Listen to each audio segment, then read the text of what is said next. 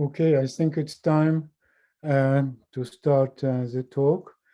I'm pleased to invite Mathieu Desbrun from California Technology Institute. His talk title is Connection-Based Dimensionality Reduction. Please. Thank you so much, Michael. So let me know in the chat if there's any problem, if you cannot see my slides or if you cannot hear me well. I will try to correct this in real time. So thanks for the invitation to this venue. I really appreciate that people from a geometric mindset are talking about data analysis, because this is what has been interesting to me over the last few years.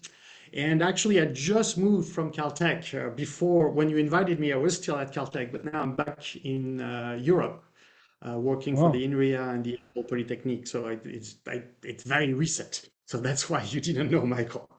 And this particular talk about dimensionality reduction using connections a la Cartan has been done with two of my former students, actually, Max Budninsky and Ying Tong. They're both working in the US. So the motivation, I feel, will be fairly easy for all of you to understand, because the whole conference is really about this. We more and more have to deal with high dimensional data sets for data science in general. And what I mean by high dimensional data set, you can think of, for instance, a series of images, and each image is represented by the set of all the pixels in it. So you can encode the image by a long vector of all the pixel values, and therefore you have a point. This image is a point in a high dimensional, let's say, Euclidean space RD with a large D. So these are the high dimensional data set that we have to deal with. And obviously we need more and more to analyze them, to try to squeeze some information out of them. And the big question is, can geometry help?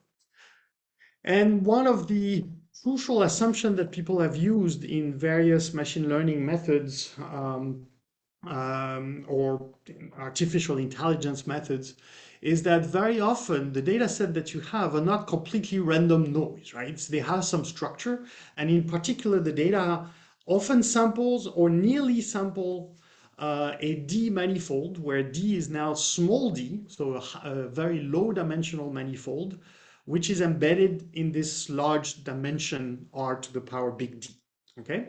So the question is, well, actually, let me give you an example of this. If you have those images, so here I put them in an order that should make it obvious that it's just one face seen from different angles. But if you send all these images randomly in random order to the computer, and you ask the computer, hey, is there any kind of structure in this images, you should be able to realize that actually, even if each image is 128 by 128, which makes for a large D, in fact, there is an order, because there's only really two parameters to encode each of these images. That's basically the camera angle, right? So even if the computer has no clue what it's looking at, it doesn't have to know that it's a face, it should be able to realize at least that it's sampling some kind of a two-dimensional manifold, and therefore summarize this data by just two values per image. And this problem of going from high dimension to low dimension is called dimensionality reduction, obviously. But mapping from high dimension to low dimension without any special condition would be trivial. So you want some special condition. You actually want to find a Euclidean embedding in low dimension that somehow preserves the high dimensional embedding. So one way to phrase it, maybe in a non very clear way for now, because I'm not going to use a notion of I'm not going to use a norm. I'm just going to say you want a most isometric embedding into low dimension.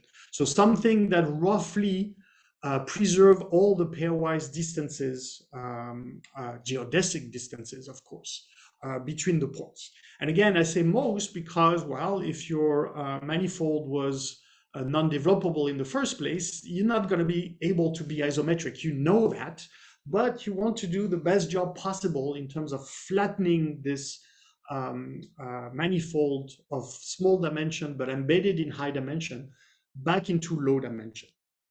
So here's a toy example where I pick for the large dimension, I take 3, which is not that large, obviously. And for the small dimension, I take 2. This is the well-known Swiss roll example. So you can think of this Swiss roll as being sampled. And I colored the sample so that it's obvious where it belongs on the Swiss roll. And you can see that you unfold this thing without deforming anything in this particular case because it's a developable manifold. So this is what we call nonlinear dimensionality reduction, because PCA, for instance, is also a dimensionality reduction method. But if you were to apply it to the Swiss roll, it would just basically project onto the screen the Swiss roll. So there would be no notion of near isometry if you use PCA. So here, this type of dimensionality reduction that we're looking for is really a nonlinear process that tries to find the most isometric embedding. And for this, there have been 2 families of approaches. They're both based on eigenanalysis. The first family is really Isomap and all of this variant. And the idea is it tries to really preserve all the pairwise geodesic distances of your data sets. So you really look at all the pair of points and estimate the geodesic distances on the manifold. And then you try to find the embedding that will best preserve this. It's some kind of a Frobenius norm, as I will discuss in a second. And then the other family of methods, there's actually many more, even if there's a number of Isomap variants, but mostly Isomap is almost canonical. The other methods are very different in the sense that they don't try to look at the problem globally, all the pairwise distances, but they say, hey, if for a given point, I find a small neighborhood of this point, I'm going to try to find the embedding such that a given point is still relatively positioned equivalently with its neighbors in the high dimension or in the low dimension. So in a sense, you're not trying really all the pairwise distances. You're just saying my local neighborhood should not change too much from the high dimension to the low dimension. And this should be true for every point. So in a sense, it's a little bit more of a myopic approach. You're more thinking about local neighborhoods, but because all the local neighborhoods try their best to be preserved, one can hope that globally you do not a bad job at all. So all these methods are well known. Isomap has the flaw of being cubic by default, although there are ways to remediate this. I will mention for a second about this. The other ones, because they are more myopic, they can actually afford a much faster computational time. It's typically a little bit more than linear, typically n to the power 1.5. Both approaches are really extensions of PCA. Like I said, they are nonlinear versions of this dimensionality reduction, but they have lots of pros and cons. So let me show you the brittleness of this nonlinear dimensionality reduction. When we started working on this, we said, okay, from all these methods, which one can we rely the most on? And so initially we said to ourselves, okay, imagine that you have points that are all on the plane, living in a high dimensional space, okay, but they're still on the plane. I should be able to find a parametrization into R2 that does not deform this point set at all. And unfortunately, many of them actually deform the point set, even if they are all in a plane. So that already eliminates some of the methods, like in this case, Isomap and Laplacian eigenmaps do not satisfy the fact that if it was in a planar manifold in the first place, then the embedding will be perfect. Then you could say at the very least now, if the point set is on a developable surface, sorry, this should not be having an S here, but that's obvious. If it's on a developable surface, it should do also a decent job. Unfortunately, as you can see here, the result of many of the methods out there will give you something that is not an isometry. And so that eliminates, for instance, locally linear embeddings. If you keep on going, you would want also that if the samples are really irregular on the manifold, and even if you add some noise along the normal of the manifold, for instance, you would like still the dimensionality reduction to do a decent job. And yet many of them, in this case of even slight amount of noise, will completely degenerate, not even to a two-dimensional set, but in this case to a curve. And that eliminates basically all of the others. So when we realized this, we said, okay, mathematically, this nonlinear dimensionality reduction is beautiful, but numerically, it doesn't pass the test of real data sets. So can we do something about it using geometry? And the answer is, using our geometry processing background and discrete differential geometry background, we actually developed two methods that now, even for a noisy data set, will give you the right answer, meaning right is hard to say because you don't even know most of the time what is the manifold, but something that's where you compute the geodesic distances before and after, you will get almost the same value everywhere. So something much more robust to irregular sampling and noise. And these two methods, we call them Sake and PTU. So Sake, I'm not going to talk about it today. Well, actually, I'm going to talk about it, but very briefly in 2 or 3 slides. And then I will switch to PTU, which is parallel transport unfolding. And that's what I call this connection-based dimensionality reduction. So Sake, I'm going to explain in a second, just to motivate, if you want, the PTU version. But roughly, Sake is this local version that I talked about, and PTU will be the global version. So Sake, in a nutshell, what it is this, like I told you about, we try to think locally and to act globally, in the sense that we try to learn for every point the local relative positioning with respect to its immediate neighborhood.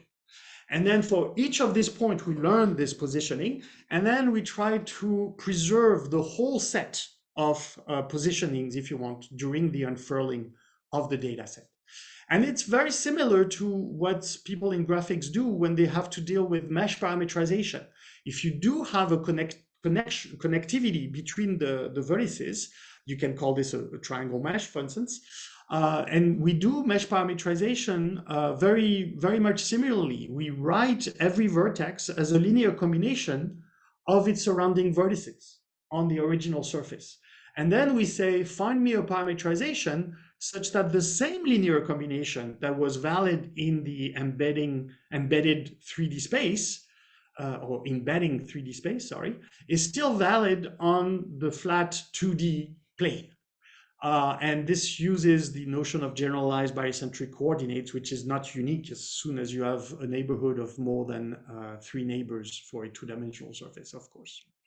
And we make the parametrization basically preserve all these linear combinations. For every point, there is one linear combination. We do exactly this. And that can be done with a very simple eigenvalue problem. It's been proposed in the graphics community a number of years ago.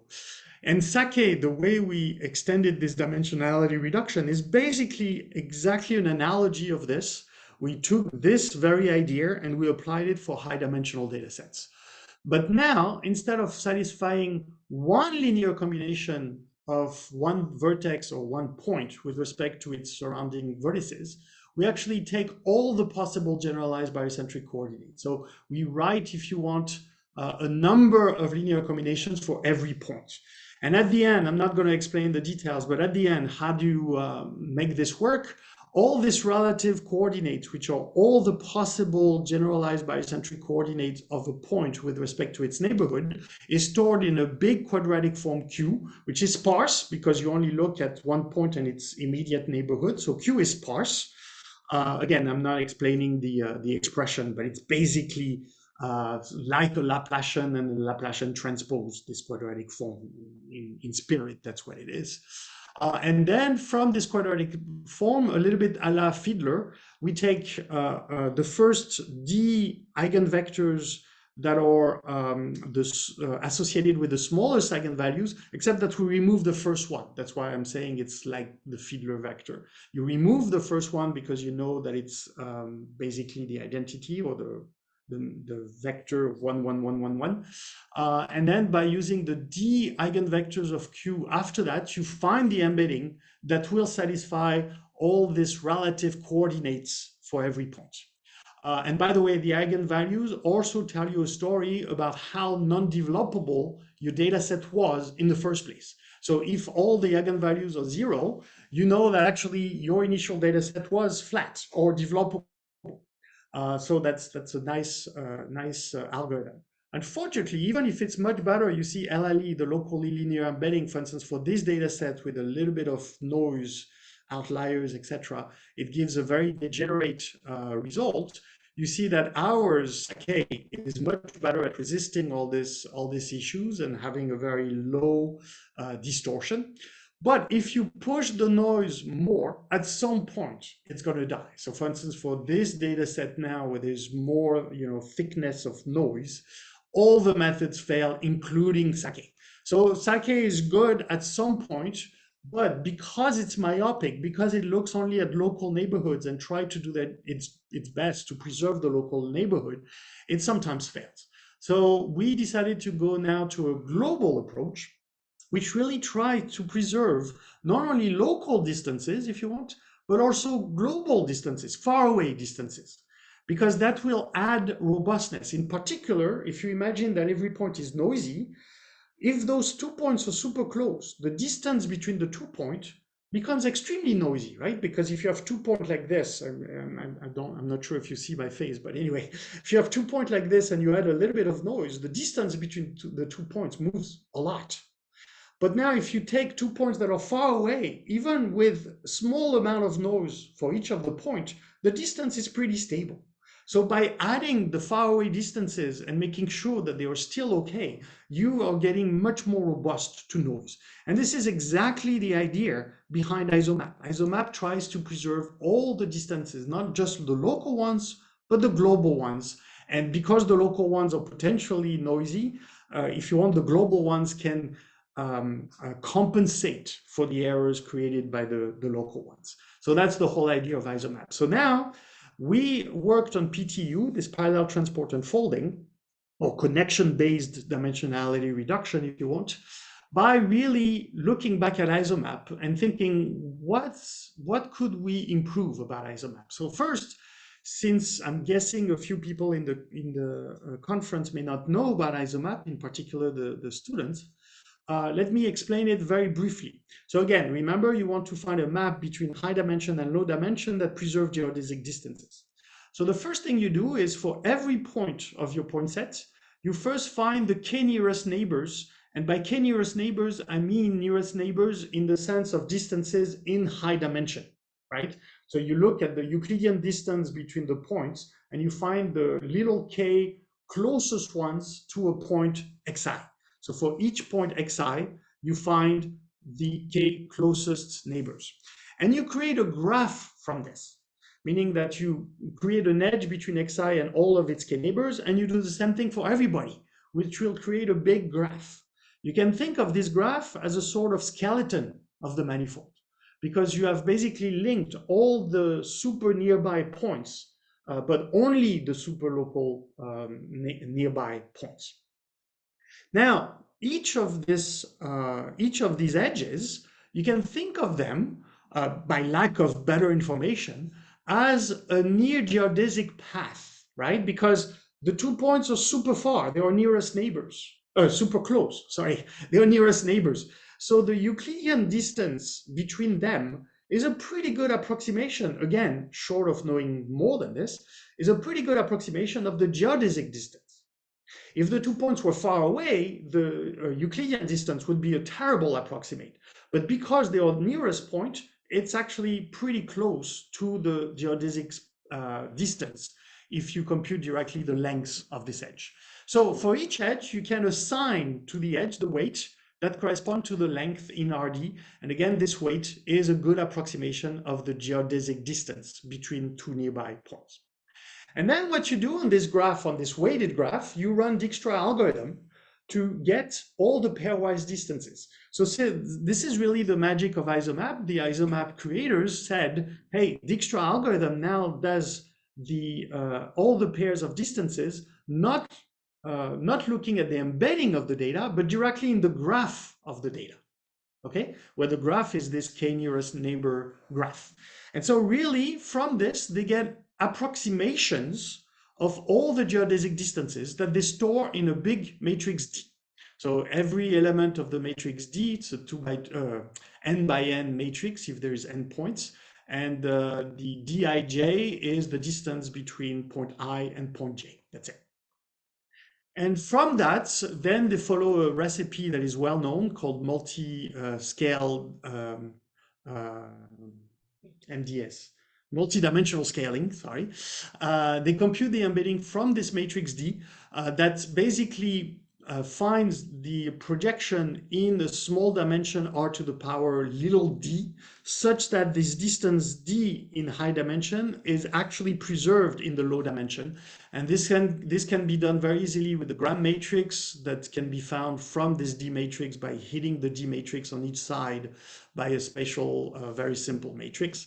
And you solve, once again, a variational problem, which turns out to be just eigen computation. You take now the top D eigenvectors of this Gram matrix, and that gives you the embedding in the dimension r to the power d that you're looking for. And you're guaranteed that in r to the power little d, the distances will be very close as possible to the distances given in this matrix D. That's it. That's Isomap. So the beautiful thing, so this final eigenvector approach is called multidimensional scaling. So the beautiful thing is that, of course, it's an extension of PCA, and it really does this unfurling that I talked about earlier. And instead of using the Euclidean distance between 2 points, it tries to approximate the geodesic distance between 2 points, which is what you need to do if you want to do unfurling properly. However, it's far from perfect. Like I told you before, it's not even linearly precise, meaning if your data set is on a plane, then if you run the Isomap algorithm, you will get actually errors, and errors that are easily, of the order of 1 or 2%, even for a plane. So you can imagine that it gets worse and worse if you take developable surfaces.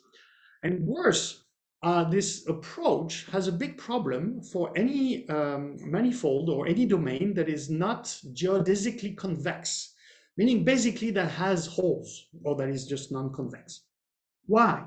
Because if you take a point that is here on the data set and another point that is here, because of this Dijkstra approach, the graph-based computation of the geodesic distances, to find the distance between these two guys, you're going to have to follow all the border of the hole. So you're going to overestimate the geodesic distance between these 2 points just because there's no data in between them. So you're basically a prisoner of the fact that if there is missing data between 2 points, then the geodesic distance is terribly approximated. And that's why the Isomap methods for this S with a hole in it will have a huge hole because everything is stretched out. The distances, the notion of geodesic distances are stretched out in these holes. And anything that is non-geodesically convex will have this issue, holes being one of the most common problems. However, I make the point that when you have sampled data, so just points, everything is a hole. Everything between two samples is a hole. So because Isomap has a problem with holes, clearly Isomap is having issues doing this unfurling. And that's why, like I said, in practice, Isomap is not behaving the way one would want to have. There's a final tiny problems for Isomap 2 is that you have to pick this value of little k by hand. If you pick it too small, it may be less accurate to noise.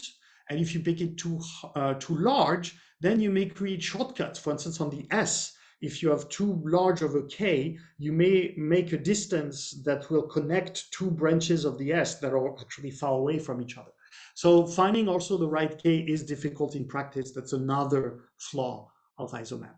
And finally, the final flaw is that you have to do a eigen analysis of a dense Gram matrix of size n, where n is the number of vertices, so it's n cubed. However, there is a landmark method, but it's even less robust than the Isomap method. So in practice, even if it's beautiful from a numerical standpoint, nobody has really used this landmark approach in practice.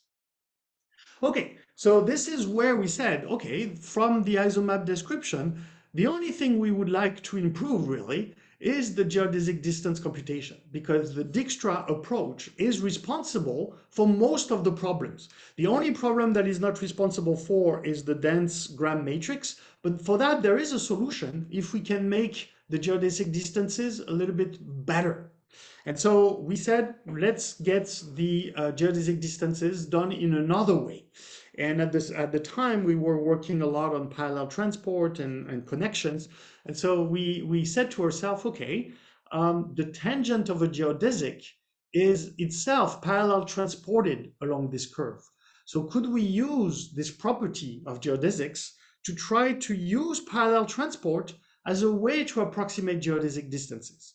And this is how we got to parallel transport unfolding.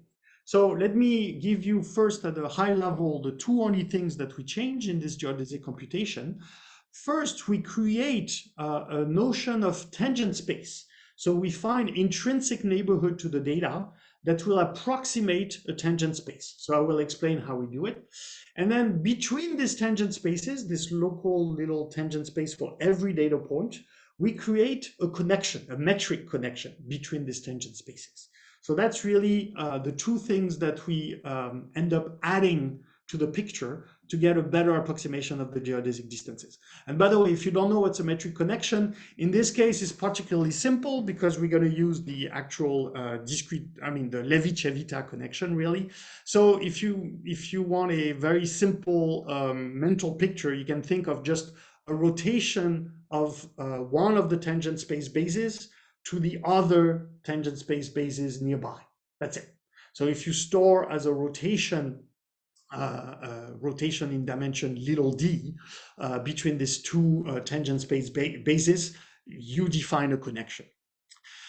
And from that, we can use an idea that was, again, due to Cartan. It's kind of my scientific god, which is called Cartan's development, which is a form of unfolding of path into tangent spaces, as I will explain in a second. Roughly speaking, if you haven't heard about development, maybe you can think of it as if you have a curve between A and B, not necessarily a geodesic, any curve on the surface between A and B, then at the tangent, if you think about the tangent space or the tangent plane in this particular case, at A, you think of it as a plane, as a solid plane, and then you rotate this plane so that the point of contact of the plane with the sphere follows the curve. And as you do this, the curve will draw another curve on the plane itself by doing this development. And this curve will be called the development of the initial curve on the manifold. So this initial curve on the manifold will end up as a curve in the tangent space at point A. That's what we call development. But again, all of this is just so that you understand from a numerical standpoint, it will be much easier than this. So how do we proceed? The first thing we do is to sort out this issue of finding a value for little k. We found that, first of all, what we can do is still start like geodesic, like Isomap. We compute a k nearest neighbor graph, but we always take a very small k. In fact, in our code that is available online for people that want to use it on Python, we use k equal 4 times little d. Why? Because, well, if you have a regular grid in dimension d, you basically have something like 4 times d neighbors. So we just pick k equal 4 times d as a way to be safely picking only the closest one and avoiding shortcuts, right? So even independent of the amount of noise in your data, we will take this small k to be safe. And then what we do though, sorry, I forgot to mention that. Still, because these edges are very tiny, they are really connecting a point to its closest neighbors, every edge is still, the length of every edge is still a pretty good approximation of the local geodesic distance on the manifold. So we keep this idea that we put a weight on each of these edges that is equal to the length of the edge. But finally, we also add now a second parameter that we call large k. Maybe I should have used another name because then I keep on switching between little k and big k, but whatever. For each point xi, we now pick more neighbors, but we don't pick them as nearest neighbors in Euclidean space. We take them as nearest neighbors on the weighted graph. So to avoid basically shortcuts in Euclidean spaces. So typically we take big K, of course, larger than little k. And now this is the parameter big K that we can tweak. If we know that the data has a lot of noise, we can get to a larger big K to be more robust to noise. And in practice, we take 10 times little k if we don't know anything about the data set, and that seems to work well. But definitely, the more you know about the data set, the more you can tweak this value to get more accurate results. And finally, once we have found this intrinsic neighborhood, because now xi has big K other points that he knows are very nearby itself, so xi and this big K neighbors form a approximation, if you want, of the tangent space. So you compute simply an orthonormal basis of that tangent space. How do we do this? We take simply the SVD of the edges between xi and its big K neighbors. You take the SVD to get little d vectors that you, of course, normalize to get unit vectors. By the way, by SVD, I mean that we really use the left vector of the largest singular value of this matrix.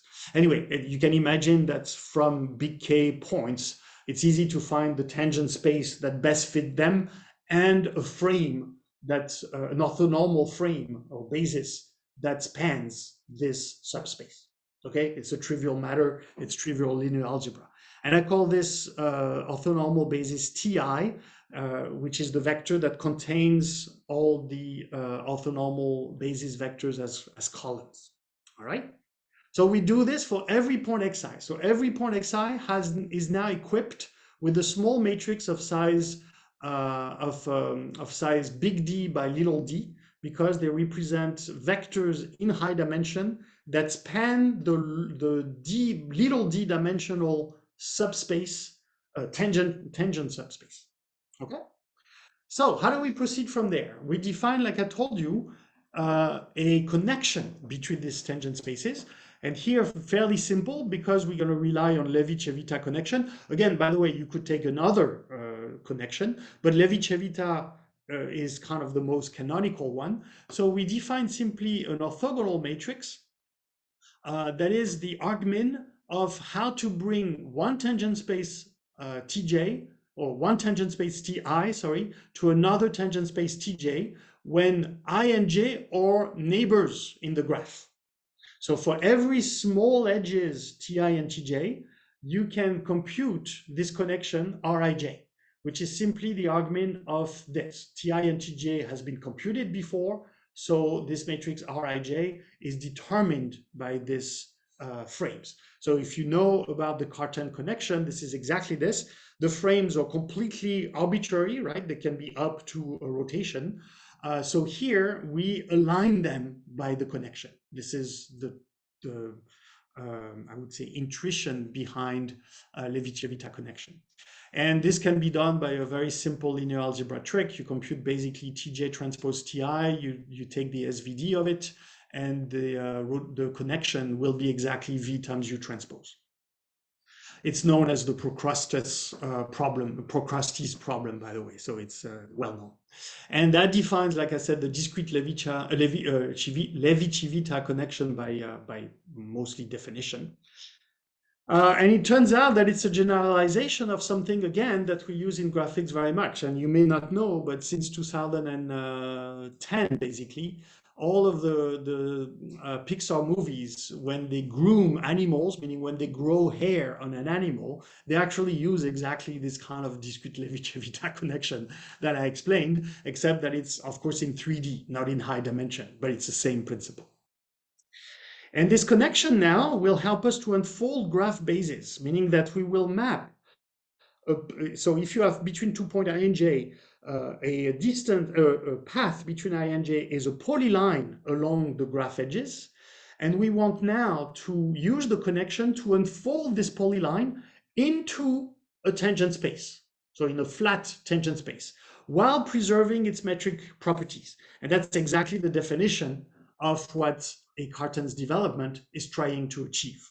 So again, if you don't know all these ideas of Cartan development, let me walk through the discrete version of what it does so that it's a little bit more obvious that it's trivial to implement. Imagine for now that the path that you're trying to develop onto a tangent space is only made of 3 points. So it's a very simple polyline from xi on the left to xj in the middle to xk on the right. Now, I want to unfold them in the tangent space at xi.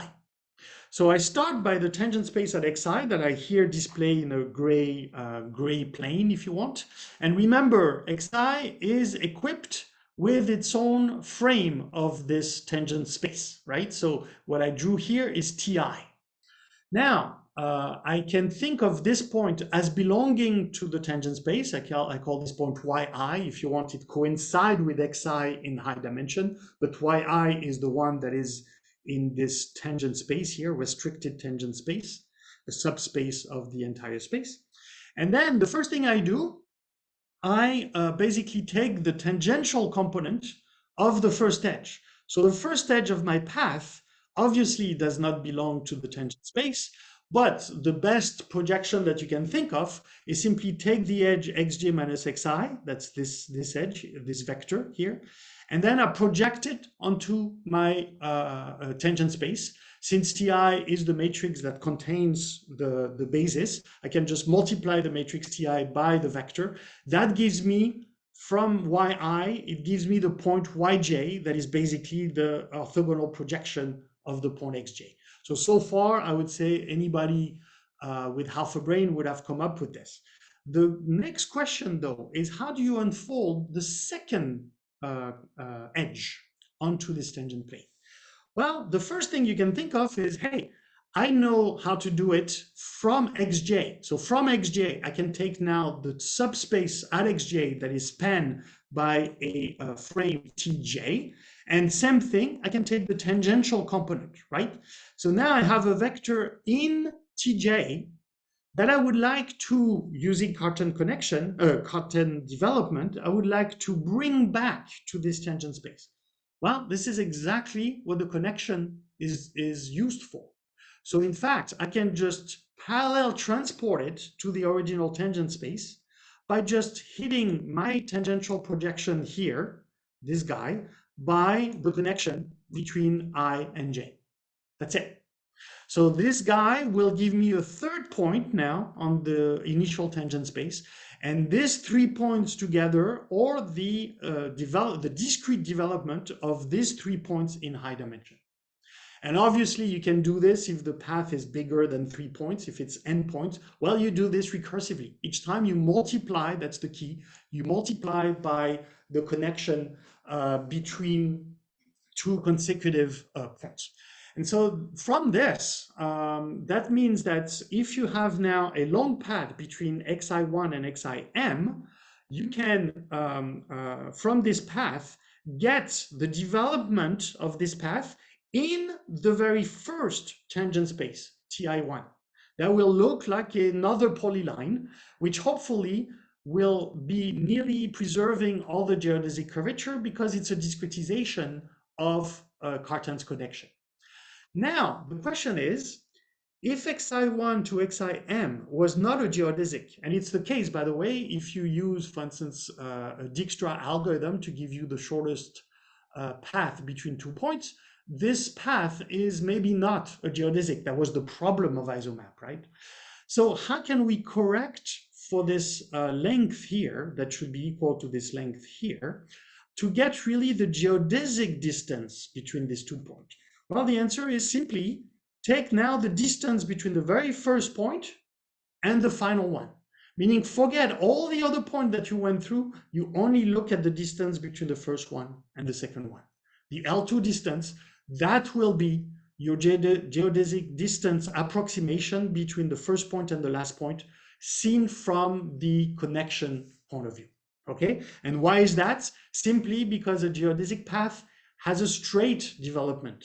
If your path was a geodesic path, then the development onto the tangential space of the first point will be a straight line.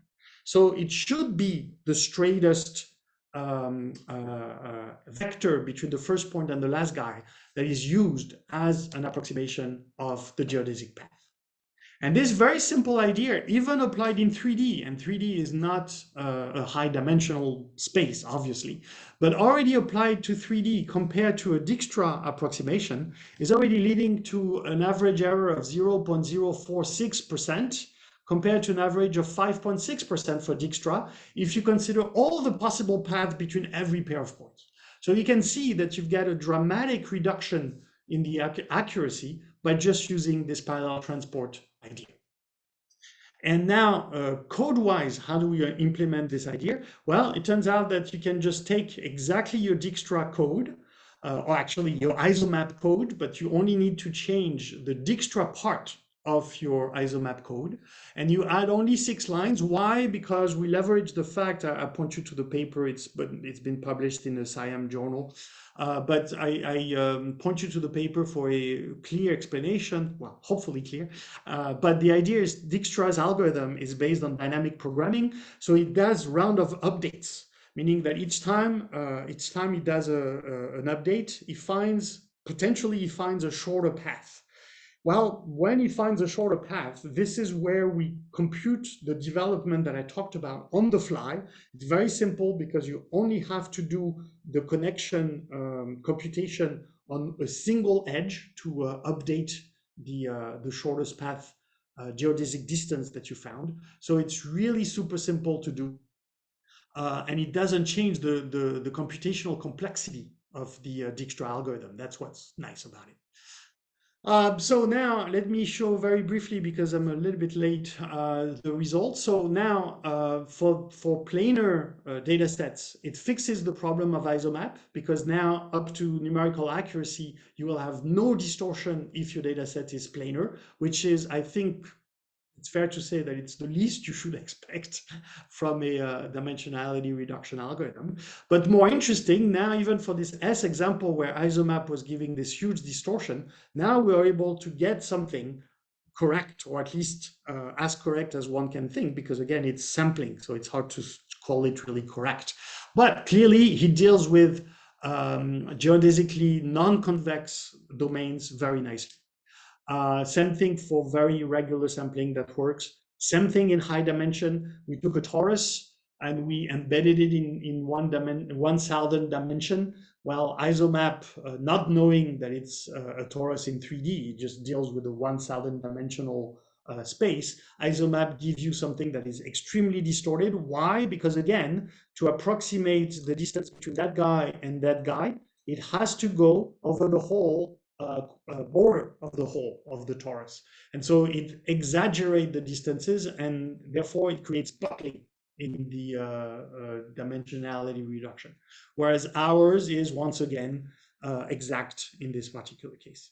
And we even tried to do something a little bit romantic with like petals of a flower in 3D, which once again we embed in 1,000 dimensions.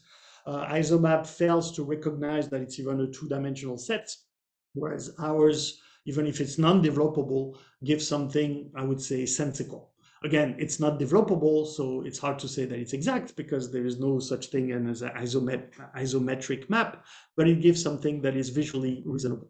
Even with noise, Isomap changes its behavior. Ours is pretty stable. We can even try it on real images. So by real images here, I took pictures of the letter A. We could have taken anything, of course, but A is simple to visualize. So we take an image of, I think, 256 by 256 of a letter A at different rotations and different scales.